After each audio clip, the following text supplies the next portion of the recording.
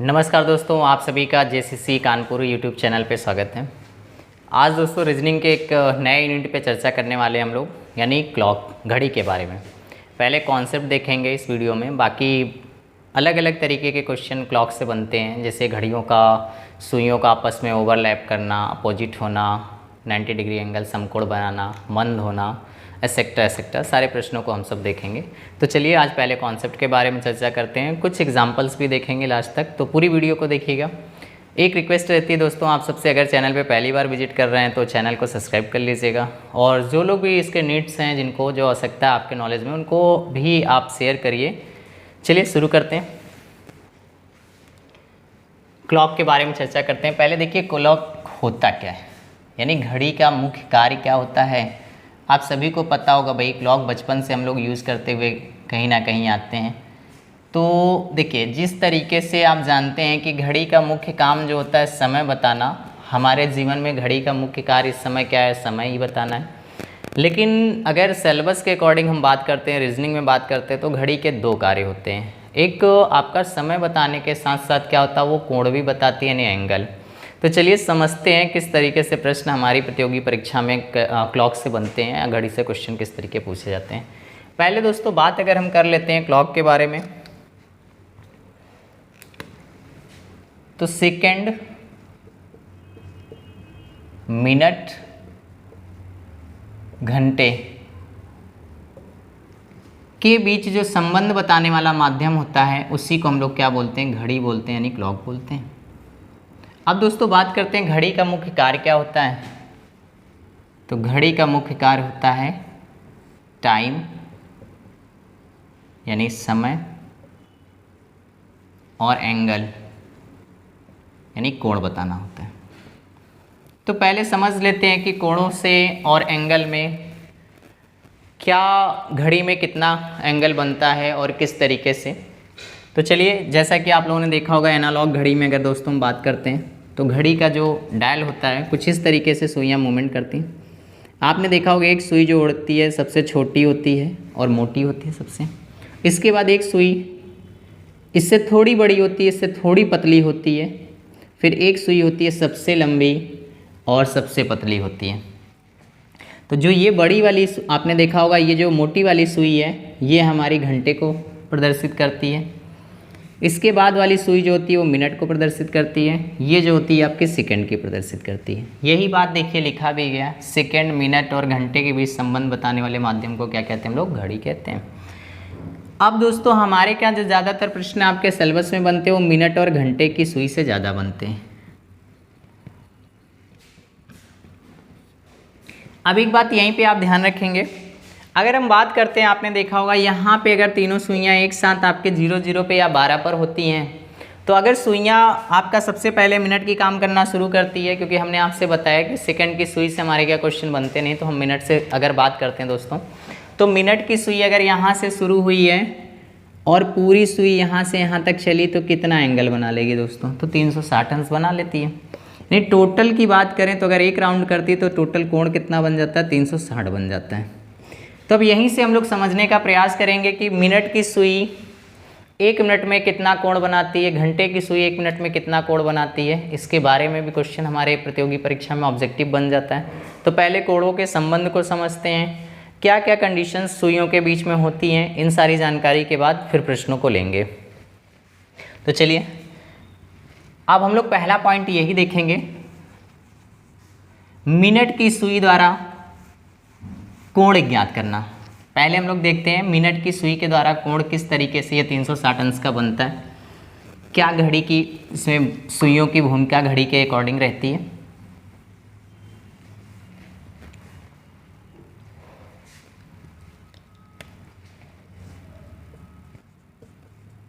Minute की सुई द्वारा कोण ज्ञात करना।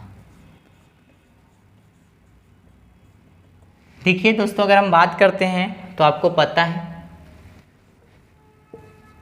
60 मिनट में मिनट की सुई मिनट की सुई कोण बनाती है 360, यानी भाई 360 अंश। आप 1 मिनट में भी निकाल सकते हैं। 1 मिनट में मिनट की सुई कोण बनाएगी या कोण बनाती है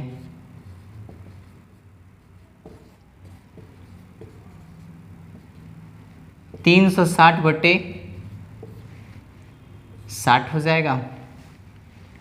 आप इसको काट देंगे तो आ जाएगा 6 अंश।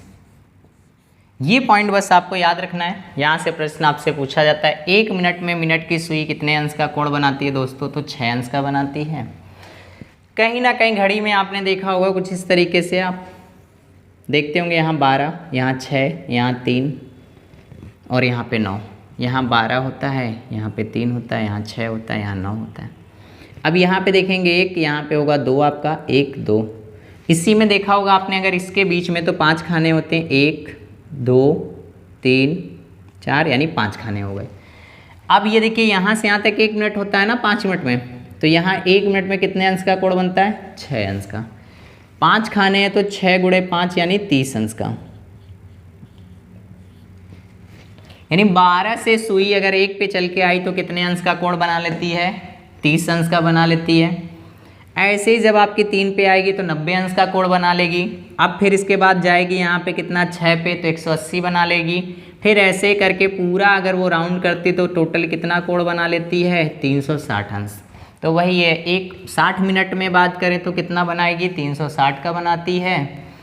1 मिनट में अगर हम बात करते हैं तो कितना बनाती है, तो 6 अंश का बनाती है। तो ये आपने देखा कि मिनट की सुई द्वारा कोण कैसे बनता है। अब देखते हैं घंटे की सुई द्वारा कोण कैसे बनता है और घंटे में मिनट की क्या भूमिका रहती है।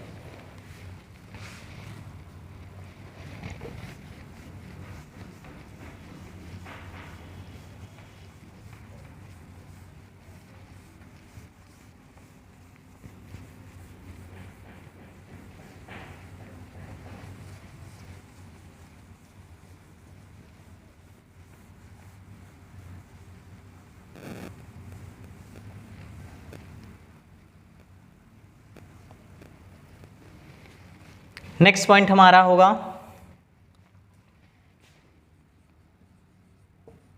घंटे की सुई द्वारा कोण ज्ञात करना। समझते हैं इस पॉइंट को। 12 घंटे में घंटे की सुई कोण बनाएगी 360।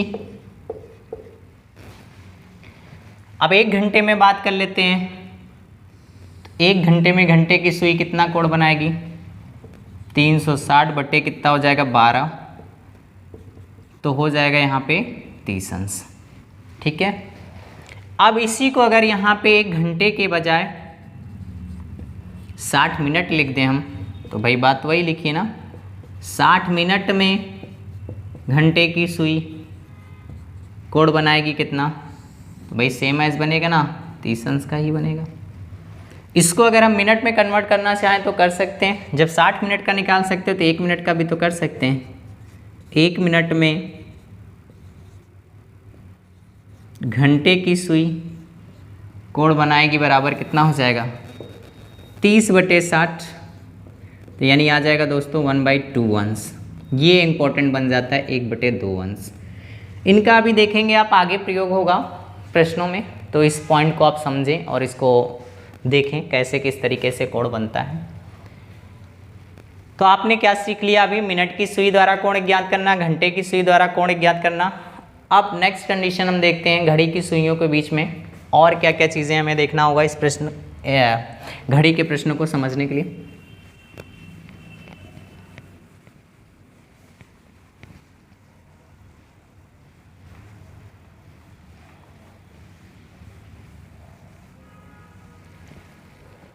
नेक्स्ट पॉइंट हमारा कहता है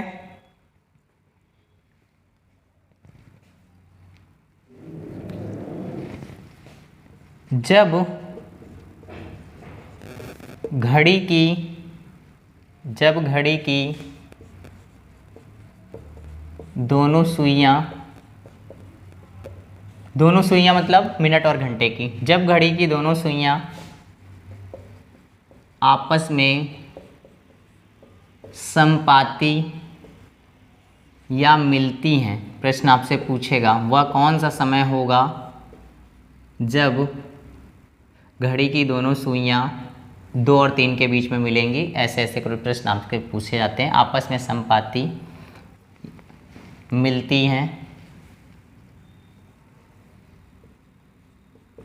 या ओवरलैप करती हैं, तब क्या क्या कंडीशंस होती हैं इनको देखेंगे। देखिएगा, पहले समझ लीजिएगा इस प्रोसेस को। देखिए, ये कुछ घड़ी होगी, तो यहाँ पे अगर सुई आपकी ओवरलैप कर रही होगी, आपस में मिल रही होगी, तो आप देख रहे होंगे मिनट के ऊपर या घंटे के ऊपर दोनों सुइयां एक दूसरे के ऊपर अगर हैं, तो ऐसे कंडीशन में ओवरलैप में क्या क्या बनता है। पहले कोण के बारे में बात करते हैं, जिसको हम लोग किससे प्रेजेंटेशन करते हैं, थीटा से करते हैं। तो ये क्या होगा, 0 अंश का होगा, यानी 0 हो जाएगा। अब जब घड़ी की सुइयां आपस में ओवरलैप कर रही होंगी, एक दूसरे के ऊपर होंगी, तो वहाँ पे समय भी आपको 0 दिखाई दे रहा होगा। देखिए, इन दोनों के बीच में क्या कोई समय दिख रहा है? बिल्कुल नहीं दिख रहा है, ना कोण है ना कोई समय। तो टाइम क्या होगा आपका, यानी समय जो होगा वो भी क्या होगा, 0 मिनट का होगा। अब यहाँ से प्रश्न आपका पूछता है, एक घंटे में घड़ी की सुइयां, एक घंटे में घड़ी की सुइयां कितनी बार आपस में मिलती हैं। एक घंटे में घड़ी की सुइयां आपस में मिलती हैं। तो दोस्तों, वो मिलती कितनी है, एक बार। इस पॉइंट को आप समझने का प्रयास करिएगा और इसको ध्यान भी रखिएगा। तो 12 घंटे में अब प्रश्न आपसे पूछा जाता है कि 12 घंटे में घड़ी की सुइयां कितनी बार आपस में मिलेंगी, तो 11 बार होगा। इसी पॉइंट को आपको ध्यान देना है, 11 बार होगा। यही एक घंटे में एक बार, तो 12 घंटे में 12 बार ऑप्शन होता है, तो आप लगा देते हैं, लेकिन ऐसा नहीं। अभी बताएंगे वो कौन सा समय है जब घड़ी की सुइयां आपस में नहीं मिलती हैं, तो इसी वजह से ये कम हो जाता है। अब यही प्रश्न आपसे पूछ लेगा 24 घंटे में, क्योंकि भाई AM PM के रूप में हम बात करें तो घड़ियों में 24 घंटा तो होता ही है, ठीक है ना। 12 घंटा AM के, 12 घंटा PM के, तो 22 बार हो जाएगा। नोट करके यहीं पे इस पॉइंट को नोट करिएगा। वह कौन सा समय जब घड़ी की सुइयां आपस में नहीं मिलती हैं या ओवरलैप नहीं करती हैं या संपाती नहीं होती हैं, तो दोस्तों वह समय आपका होता है 12 और 1। 12 और 1 के बीच में घड़ी की सुइयां आपस में नहीं मिलती, ठीक है। तो इस पॉइंट को आप अच्छे समझिए। देखिए, यहाँ पे देखिए मिनट की है और घंटे की दोनों अगर सुइयां हैं, तो सबसे पहले मिनट वाली देखिए यहाँ से काम करना शुरू करेगी, धीरे धीरे धीरे धीरे धीरे यहाँ तक जब पहुँचेगी, तो घंटे की सुई 1 पे पहुँच जाएगी। यानी 12 से जब शुरू हुई 1 पे, तो इसमें क्या हुआ कि 12 और 1 के बीच में देखिए क्या मिल रही है, नहीं मिलेगी। अब मिलेगी कब, जब फिर से मिनट की सुई काम करना शुरू करेगी और 1 को क्रॉस करेगी और 1 और 2 के बीच में जाएगी, तो घंटे की सुई पहले से वहाँ पहुँची होगी और मिनट की सुई वहीं ओवरलैप करेगी। यानी आप इस चीज़ को समझ गए होंगे कि वह कौन सा समय होगा जब घड़ी की सुइयां आपस में नहीं मिलती हैं, तो 12 और 1 के बीच में। अभी इसको प्रूव भी कर लेंगे हम लोग, ठीक है। तो चलिए, पहला पॉइंट आपने समझा क्या क्या कंडीशन होती है। ऐसे में थीटा का मान 0 होगा, टाइम 0 मिनट का होगा, 1 घंटे में 1 बार, 12 घंटे में 11 बार, 24 घंटे में 22 बार, 12-1 का समय होगा जब नहीं मिलेंगी। अब इसी को बदल लेते हैं, नेक्स्ट पॉइंट हमारा होगा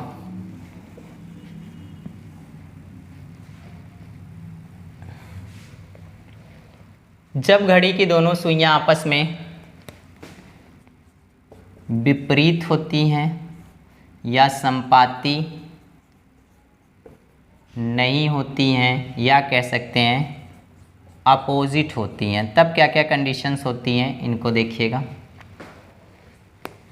अब देखिए जब अपोजिट की कंडीशन होगी तो एंगल बनेगा, समय भी होगा, कंडीशंस और भी बदलेंगी ना, तो इसको भी ध्यान रखेंगे।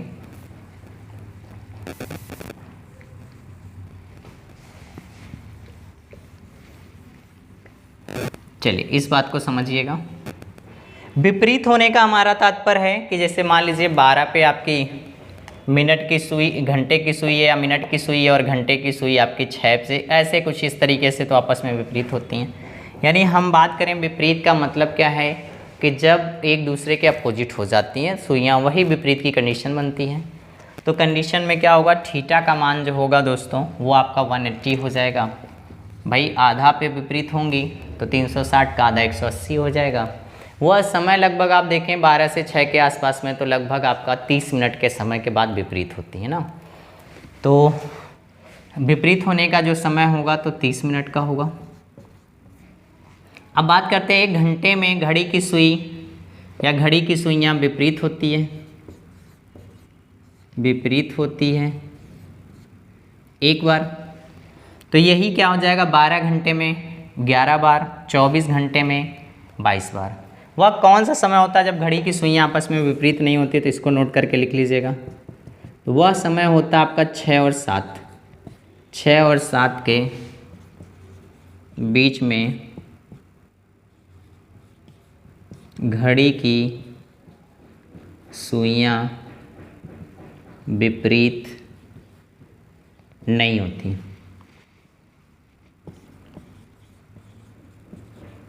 इस पॉइंट को भी आपने समझ लिया। अब याद करने के लिए आप इसको बना लीजिए, 6 और ये 7, ठीक है। तो वह समय कौन सा होता है 6 और 7 का, जब घड़ी की सुइयाँ विपरीत नहीं होती। अब आइए, क्वेश्चन आपको जब एंगल देकर पूछा जाता है तो ज़्यादातर प्रश्न समकोण से बनते हैं, तो समकोण की कंडीशन को समझ लेते हैं।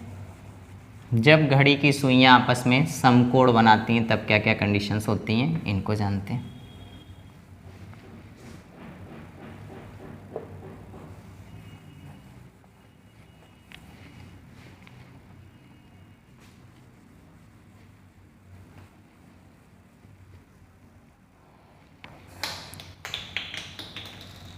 ध्यान दीजिएगा, जब घड़ी की दोनों सुइयाँ आपस में समकोण बनाती हैं, समकोण बनाती हैं तब कंडीशंस क्या होती है। भाई समकोण मतलब 90 एंगल, यानी थीटा का मान क्या हो जाएगा आपका 90 अंश का हो जाता है।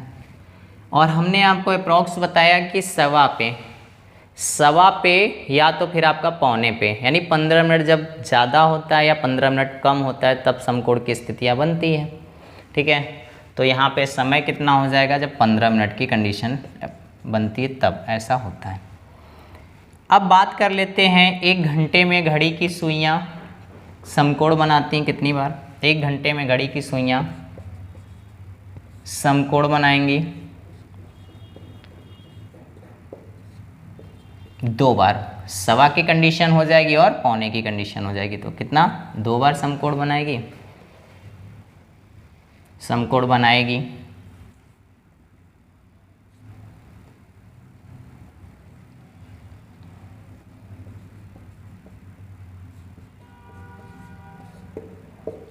दो बार। अब 12 घंटे में फिर कितना हो जाएगा 22 बार हो जाएगा। 24 घंटे में कितनी बार हो जाएगा, तो 44 बार हो जाएगा। 24 घंटे में कितनी बार हो जाएगा 44 बार हो जाएगा। इस पॉइंट को आपको नोट डाउन करना है और इसे याद रखना, ऑब्जेक्टिव यहाँ से कई बार प्रश्न पूछा गया। अब वह कौन सा समय होगा जब घड़ी की सुइयाँ आपस में समकोण नहीं बनाती हैं, इसको भी देख लीजिए, समझ लीजिए। यानी वह एक समय होगा 3 और 4, दूसरा होगा 9 से 10, इसको याद रखेंगे आप। 3 व 4, 9 और 10 के बीच घड़ी की सुइयाँ समकोण नहीं बनाती। बस इस बात को आपको ध्यान रखना है। अब इसी को डायग्राम बना लीजिए याद रखने के लिए। मान लीजिए घड़ी कुछ इस तरीके से आपकी, ये यहाँ पे आपका 12 हो गया, यहाँ पे आपका 3, यहाँ पे 9, सॉरी माफ़ करिएगा, यहाँ पे 6, यहाँ पे 9, यहाँ पे आपका होगा 4, यहाँ पे होगा 5, यहाँ पे होगा 10, यहाँ पे होगा 11। बस इसी समय को याद करने के लिए बनवा रहा हूँ। यहाँ पे देखिए, इससे इसको बना लीजिए, ऐसे इसको बना लीजिए, ये चीज़ सामने सामने, ठीक है। 3 और 4 9 और 10 के बीच में समकोण नहीं बनाती। चलिए, तो सारी जानकारी हमने कर ली। अब देखिए, घड़ी का एक कॉन्सेप्ट है या कह सकते हैं एक फॉर्मूला है, उसको समझना है आपको। इन सारे प्रश्नों को जब भी पूछा जाएगा तो वो स्थितियां कैसे हम ज्ञात करेंगे, कैसे हमें जानकारी होगी, तो इसके लिए मात्र एक आपको प्रोसेस बता रहे हैं हम, जो शॉर्ट ट्रिक भी आप कह सकते हैं। इनको आपको माइंड में रखना है और सारे के सारे प्रश्न, चाहे वो कोण निकालना हो, चाहे समय निकालना हो, चाहे विपरीत हो रही हो, समकोण बना रही हो, 45 अंश का कोण देकर पूछा गया हो, सबका सब मात्र एक कॉन्सेप्ट पे लगेगा। उस कॉन्सेप्ट को समझ लीजिए। वो मात्र कॉन्सेप्ट आपका क्या है, m बराबर 2/11 T1 into 30 plus minus theta. इसी में दोस्तों आपको रख देना है, m क्या होगा, मिनट होगा, जो आपको प्रश्न में दिया जाएगा। T1 मतलब होता है प्रथम समय, T से समय होता है, T1 मतलब प्रथम समय हो जाएगा। और थीटा से आपको अभी पता है कि हम लोग एंगल यानी कोण को डिनोट करते हैं। बस आपसे या तो समय पूछेगा या तो कोण पूछेगा, जानकारी आपके पास दी गई है। अब यहाँ देखिए, थीटा के प्रोसेस को थोड़ा सा समझ लीजिए। यहाँ प्लस माइनस का थीटा क्यों है और किस तरीके से इसका प्लस माइनस की प्राथमिकता रहेगी। तो प्लस माइनस हम अपने अकॉर्डिंग रखेंगे, क्योंकि घड़ी में कभी भी माइनस नहीं बचता, और जब घड़ी में माइनस नहीं बचता है तो इसका मतलब थीटा की वैल्यू हमें क्या करना होगा, अकॉर्डिंग टू वैल्यू। अगर ये वाली पूरी टोटल वैल्यू सॉल्व करने के बाद क्या है आपकी, बड़ी होती है, ठीक है, तब यहाँ पे थीटा का मान माइनस के रूप में रख लेंगे आप। और ये वाली वैल्यू सॉल्व करने के बाद अगर आपकी वैल्यू कितनी हो जाती है, छोटी, किसके, थीटा के पैरेलल में बात कर रहे हैं, ठीक है, तब फिर आपको थीटा क्या रखना होगा, प्लस के रूप में रखना होगा। बस इतनी जानकारी आपको करना। अब जब एंगल के बारे में अगर कोई बात करता है तो फिर यहाँ पे आपको देखेंगे, यहाँ पे जो मान निकल रहा होगा वो आपका माइनस का, तो थीटा को माइनस में रखिएगा, माइनस माइनस हट जाएगा। और अगर प्लस का बन रहा है तो थीटा प्लस का रखिएगा। अब प्रश्नों पे देख लीजिए और क्लियर हो जाएगा। तो ये घड़ी का बेसिक कॉन्सेप्ट था जिनकी जानकारी आपको दी गई है। कुछ बातें और भी होती हैं, जैसे मान लीजिए अगर कोई घड़ी आपकी 5 मिनट मंद है और वही घड़ी फिर नेक्स्ट डे क्या होती है, 5 मिनट फास्ट हो जाती है, तो घड़ी ने के बीच का जो अंतर कवर होता है वो दोस्तों -5 + 5 करके आपको 0 नहीं करना होता है। अब देखिएगा यहाँ पे मान लीजिए अगर वो 11:55 दिखा रही थी, फिर इसके बाद क्या हो गया, 12:05 दिखाने लगी, तो ये 5 मिनट पीछे और 5 मिनट आगे, यानी इसमें समय की बात करें तो दोस्तों कितना हो जाएगा, 10 मिनट। बस ये छोटी छोटी महत्वपूर्ण बातें ध्यान रखेंगे तो घड़ी की प्रॉब्लम बिल्कुल भी नहीं होगी, सारे के सारे प्रश्न आपको लग जाएंगे।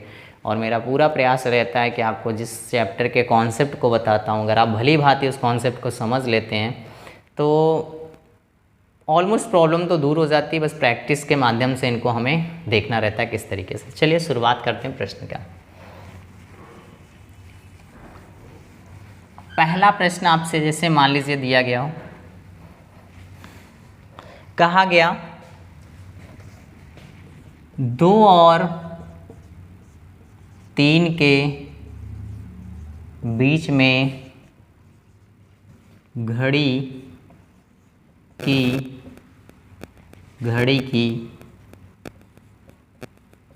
दोनों सुइयां कब आपस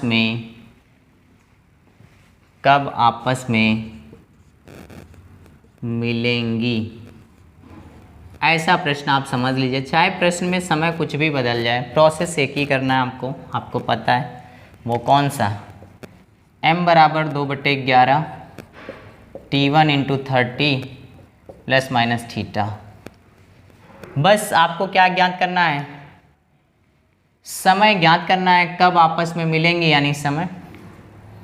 तो m बराबर आप क्वेश्चन मार्क कर लेंगे, बाकी कंडीशन 2/11। T1 कितना है आपका, T1 जो है वो 2 है, तो यहाँ पे 2 रख दीजिएगा, प्लस 30 प्लस माइनस थीटा को रखिएगा।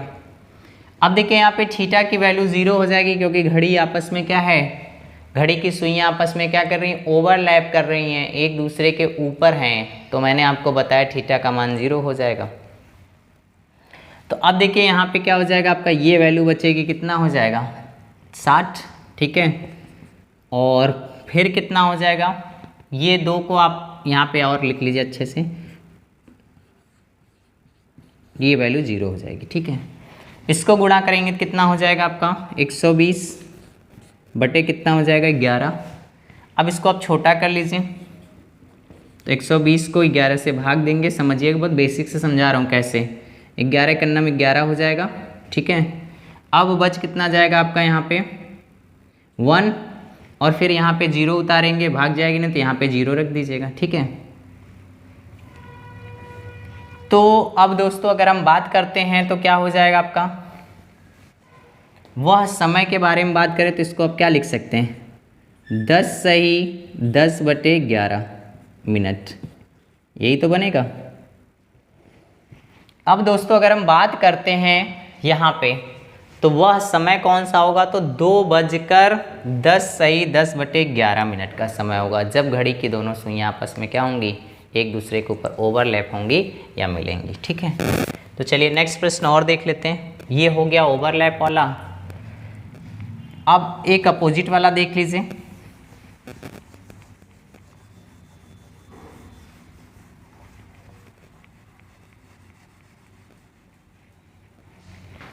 इसी समय में चेंज कर देते हैं।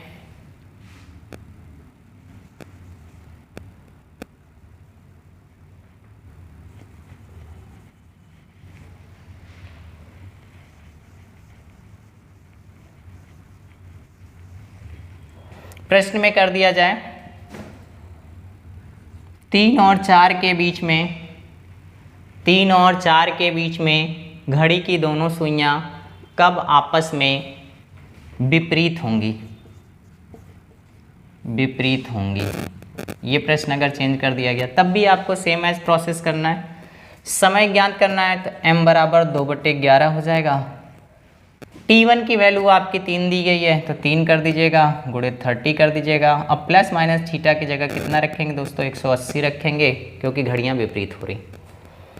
फिर से वही सेम प्रोसेस होगा आपका। यहाँ पे अगर सॉल्व करेंगे तो कितना हो जाएगा, ये हो जाएगा 90 प्लस माइनस 180, ये आपका हो जाएगा।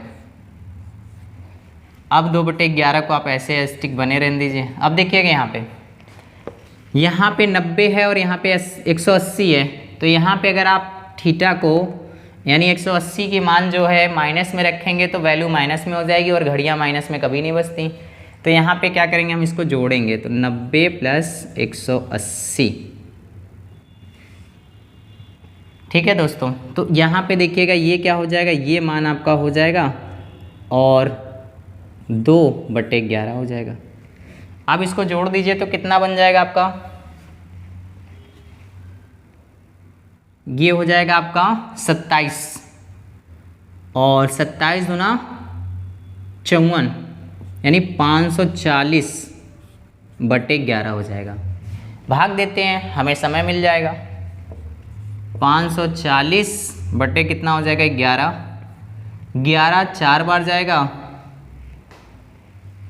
11 चौक 44 हो जाएगा, बचेगा कितना 10, फिर 0 उतार देंगे, फिर आपका चला जाएगा 11 9 बार, 11 9 99 हो जाएगा दोस्तों, बच जाएगा कितना 1। अब हमारा वह समय क्या हो जाएगा, इसको आप लिखेंगे 49 सही 1/11 मिनट, यानी वह समय कौन सा होगा जब घड़ी की सुइयां आपस में विपरीत होंगी। तो 3:49 सही 1/11 मिनट, ऑप्शन आपका सही हो जाएगा। 3:49 49 से 1/11 मिनट। चलिए अब नेक्स्ट क्वेश्चन कर लेते हैं एक और। समकोण की स्थिति ले लेते हैं।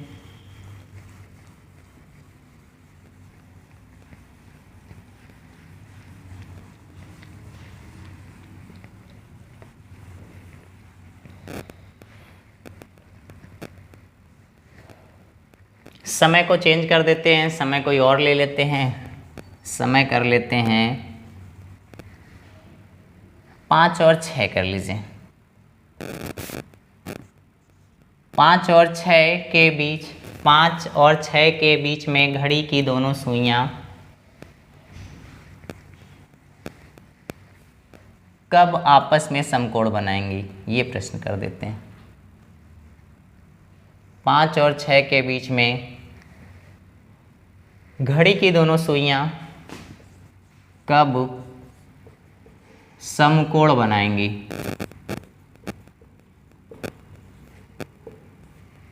प्रश्न देखिएगा, तरीका आपको यही अपनाना है, चाहे जो भी हो प्रश्न आप प्रैक्टिस तो करेंगे ही करेंगे एक्सरसाइज, तब आपको सारी चीज़ें और क्लियर हो जाएंगी। अब देखिए यहाँ पे हमें वो समय m बराबर ज्ञात करना है, 2/11 रख दीजिए। t1 कितना आपका, तो 5 है। 30 प्लस माइनस थीटा की जगह पे आपको क्या रखना होगा, 90।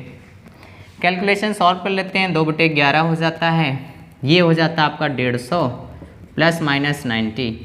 अब देखिए यहाँ ये वैल्यू बड़ी है तो थीटा को माइनस में कर दीजिएगा, कोई दिक्कत नहीं। तो यहाँ पे कितना हो जाएगा आपका, 150 में से 90 घटा देंगे तो कितना हो जाएगा आपका, 60 बच जाएगा। 2/11 और ये 60 आपका रह जाएगा अंदर। गुणा करेंगे तो कितना हो जाएगा, 120 बटे कितना हो जाएगा, 11।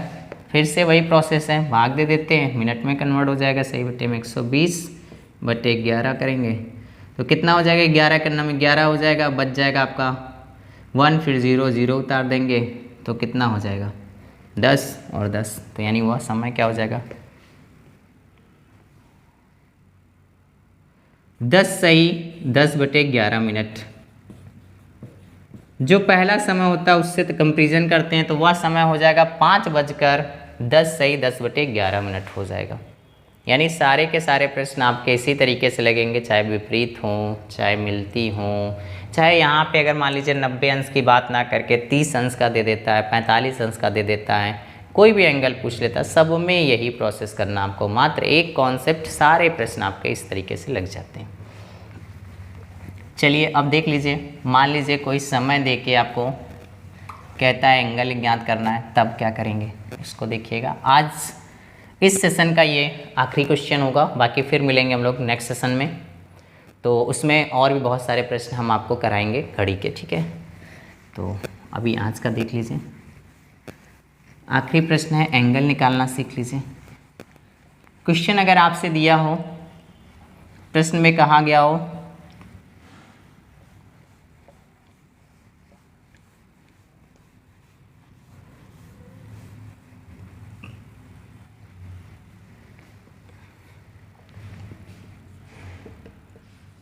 तीन बजकर 25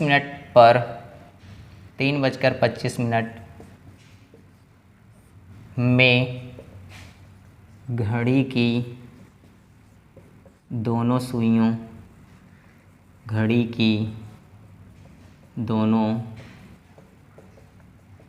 सुइयों के बीच कितना कोण होगा।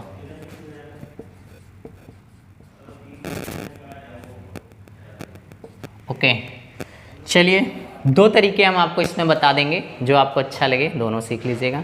पहला तो जो कॉन्सेप्ट हम लोग लगा के आ रहे हैं वही, यानी हमें थीटा अभिज्ञात करना था। m बराबर 2/11 t1 × 30 प्लस माइनस थीटा। तो m बराबर कितना है, 25 मिनट है। 2/11 सेम एज t1 कितना है, 3 है, 30 हो जाएगा, प्लस माइनस थीटा तो हमें ज्ञात ही करना है, रखे रहिए। अब इधर गुणा कर दीजिए 11 को लाके, तो कितना हो जाएगा, 11 × 5 = 55, 5 11 दूना 22, 22 × 5 = 27। अब इसको देखिए आपस में गुणा कर देते हैं तो कितना हो जाता है आपका 90, 90 दूना 180 प्लस माइनस 2 थीटा। अब देखिएगा यहाँ पे ये वाली वैल्यू आपकी 275 है और यहाँ पे 180 इधर ले आएंगे तो 275 माइनस हो जाएगा 180 बराबर कितना 2 थीटा के, क्योंकि अगर ये मान माइनस का होता तो थीटा को माइनस में रखते हैं, ये वैल्यू प्लस में बचेगी तो इसलिए क्या रखेंगे प्लस में थीटा को रखेंगे। निकाल दीजिए इसको तो कितना हो जाएगा आपका 20 इधर और 75 95 बराबर 2 थीटा। अब थीटा की वैल्यू हमें ज्ञात करना है तो हम लोग क्या करेंगे, यहाँ पे देख लीजिएगा थीटा बराबर हो जाएगा 95/2 हो जाएगा।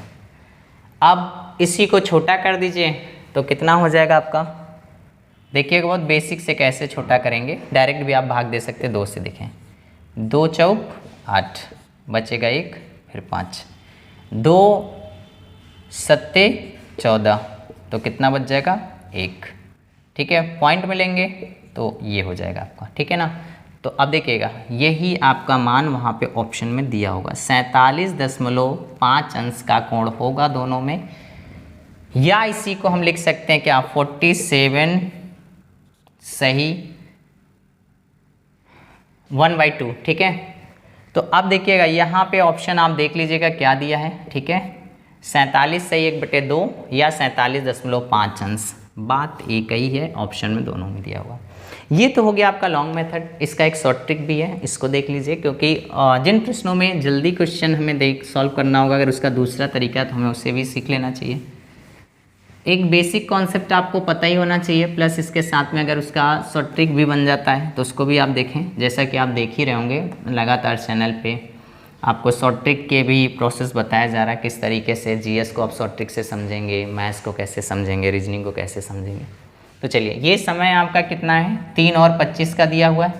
एंगल ज्ञात करना है तो आपको यहाँ पे 5 का गुणा कर देना है। ठीक है, तो यहाँ पे क्या हो जाएगा आपका 3 × 5 = 15 हो जाएगा। फिर यहाँ पे देखिएगा यहाँ से आपको अंतर कर देना है। ठीक है, तो कितना बच जाएगा आपका यहाँ आपके आप बच जाएगा 10। ठीक है, अब इसमें क्या करना है आपको मल्टीपल 6 का कर देना है तो कितना हो जाएगा आपका 60। ठीक है, अब यहीं पे दोस्तों क्या करना है आपको, ये वाला मान अगर माइनस का है तो यहाँ पे माइनस रख देना है आपको और इसको /2 कर देना है। ठीक है, जब आप 25 का आधा करेंगे कितना हो जाएगा 12.5 हो जाएगा। इसको घटा देंगे तो कितना हो जाएगा 47.5। तो दोनों में से कोई भी तरीका सीख लीजिए। तो फिर मिलते हैं नेक्स्ट वीडियो में, आज के लिए इतना ही, थैंक यू।